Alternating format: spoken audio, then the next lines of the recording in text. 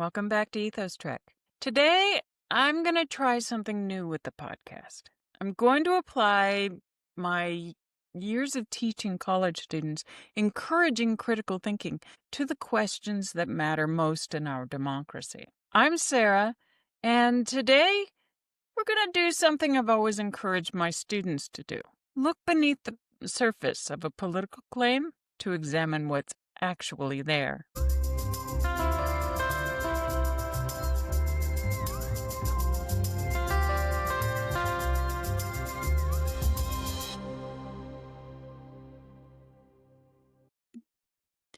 Let me tell you a story. In my introductory classes, I used to start each semester with an exercise. I'd write a word on the board, usually something provocative, like, let's say, socialism, and ask students to define it. The responses were always fascinating. Some students would give me the textbook definitions. Others would tell me what they'd heard on cable news or what they had seen on their social media feeds.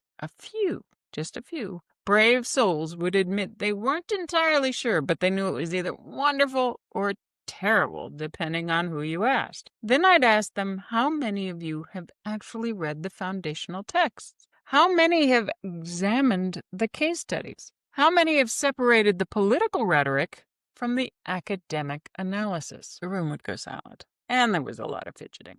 Today, I don't want to make you fidget, but I do want to walk you through that same exercise with a term that's been dominating the headlines recently, Antifa. In September of 2025, President Trump signed an executive order designating Antifa as a domestic terrorist organization. This isn't his first attempt. He proposed the same thing during his term in 2020, but this time, federal agencies have begun investigations. Terrorism charges have been filed, and we're watching this designation create real-world consequences. So let's apply our critical thinking skills. Let's ask the questions I taught my students to ask for a quarter of a century. Question 1. What are we actually talking about here? When someone uses the term Antifa, what exactly are they referring to? This is where it gets kind of interesting. According to the FBI's own former director, Christopher Wray, appointed by Trump during his first term, Antifa is not an organization. In 2020, Wray testified before Congress that Antifa is a movement or an ideology, not an organization. Think about what that means for a minute. An ideology, not a corporation with a CEO, not a club with membership cards, not even a loose network with regional chapters and a website where you can sign up. The Congressional Research Service describes Antifa as decentralized and lacking any unifying organizational structure or detailed ideology. Instead, it consists of, quote-unquote, independent, radical, like-minded groups and individuals. Here's an analogy I'd probably use in class. Saying you're going to designate Antifa as a terrorist organization is like saying you're going to designate conservatism or environmentalism as a terrorist organization. These are broad political orientations, not specific groups with membership roles. Now, does this mean that there aren't individuals who identify with anti-fascist politics and commit acts of violence? I'm not saying that at all. Individuals can claim what they like. There clearly are some. But here's where critical thinking becomes essential. We need to distinguish between individual acts of violence committed by people who hold certain beliefs and the existence of a coordinated organization orchestrating those acts. Question 2. What does the evidence show? Let me share something that might surprise you, or not if you need me. I've actually read the executive order. It makes sweeping claims about Antifa being a militarist, anarchist enterprise that explicitly calls for the overthrow of the United States government and describes coordinated efforts and elaborate means and mechanisms. But here's what we need to ask. Where's the evidence? If Antifa were truly an organization with leadership, funding structures, coordinated operations, we'd expect to see certain things, We'd see organizational documents, meeting minutes, financial records, a chain of command, internal communications between regional branches. Intelligence agencies are very good at infiltrating actual organizations.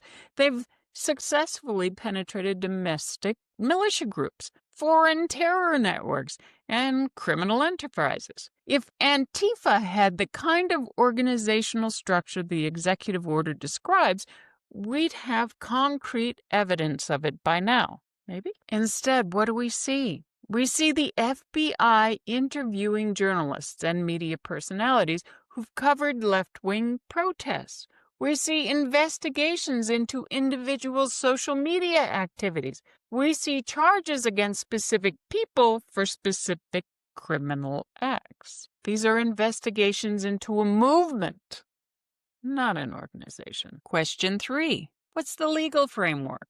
Here's where it gets really interesting from a constitutional law perspective. The United States has a legal process for designating foreign terrorist organizations. The Secretary of State can do this under specific statutory authority. But, and this is crucial, there is no equivalent statutory framework for designating domestic groups as terrorist organizations. Why? Because of the First Amendment. The government cannot simply declare that people who hold certain political views are terrorists. That would criminalize ideology itself, which is fundamentally incompatible with free speech and free assembly.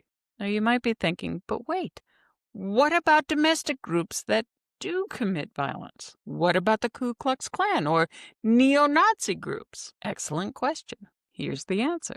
The FBI doesn't designate those as terrorist organizations either. Instead, they investigate specific individuals for specific crimes. Membership in a hate group isn't itself a crime.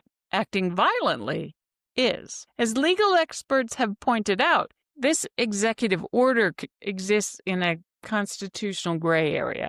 The president has ordered federal agencies to treat Antifa as a terrorist organization, but there's no legal mechanism that makes this designation binding in a way that, say, designating Al-Qaeda as a foreign terrorist organization would be. Question 4. What are the implications? This is where I'd ask my students to think beyond the immediate headlines and consider downstream effects. The executive order directs federal agencies to investigate not just people who commit violence, but anyone claiming to act on behalf of Antifa or who provides material support to such activities. It specifically calls for, quote-unquote, prosecutorial actions against those who fund such operations. Let's think this through. If Antifa is a decentralized ideology rather than an organization, who determines what counts as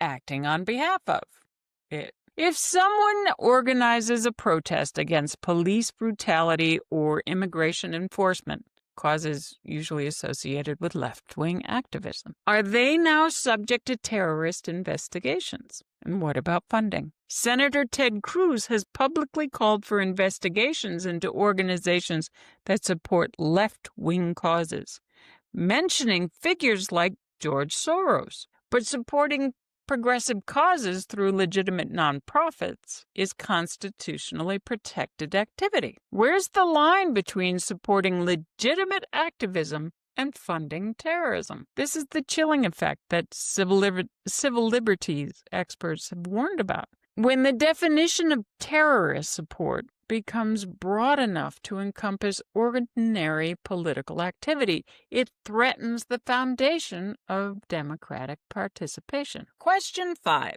How do we navigate politically charged information? Let me be clear about something right off the bat. I'm not saying left-wing political violence is acceptable or should go unpunished. I never said that, would never say that. Violence is violence.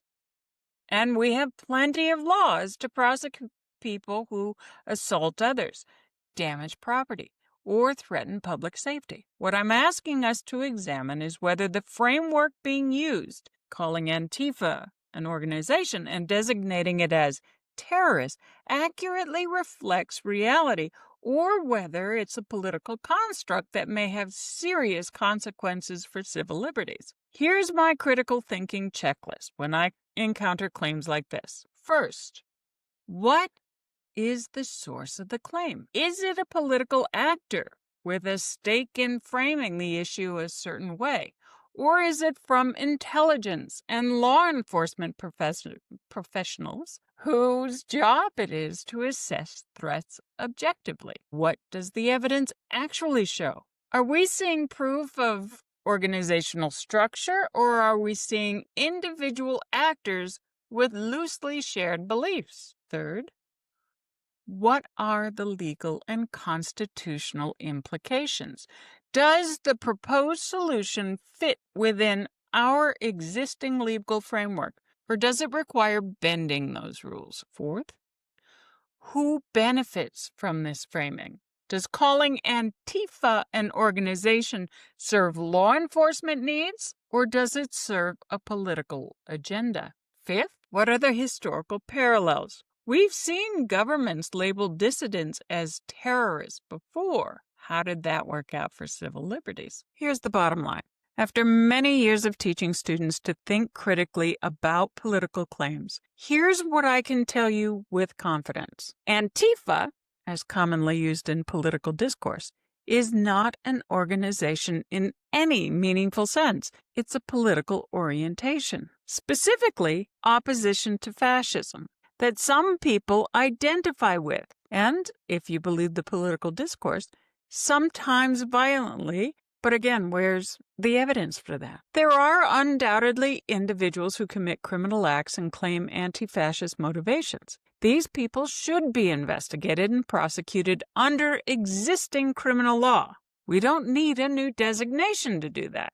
We have assault laws, arson laws, weapons laws, and conspiracy laws that work perfectly well for this. What we are witnessing is something more troubling: the use of terrorist designation as a political tool to delegitimize left-wing activism more broadly. And that should concern everyone who cares about civil liberties, regardless of where you fall on the political spectrum. Because here's the thing about freedoms: they're either for everyone or they're for no one. The moment we start saying, well, we can violate constitutional protections for those people because we disagree with them, we've opened a door that's very hard to close. Just as a side note, and I apologize if this is a harsh transition, I added this after I had finished recording. Also, sorry for the vocal fry. Yesterday, October the 18th, 2025, there was a massive No Kings protest event. Of the more than 2,700 protests in cities all around the U.S., roughly 7 million people. And as of 11 p.m. Central Standard Time, there were no major reports of violence. Even Fox Entertainment had to admit the event was largely peaceful. Just a little more data to add to the evaluation of Antifa: ideology or violent extremist organization. You decide. Thank you for listening to Ethos Trek. My name is Sera, and I'm reminding you that democracy requires more than votes. It requires citizens who think clearly, question boldly, and demand truth over tribalism. Until next time, keep asking questions, keep learning, and keep thinking critically.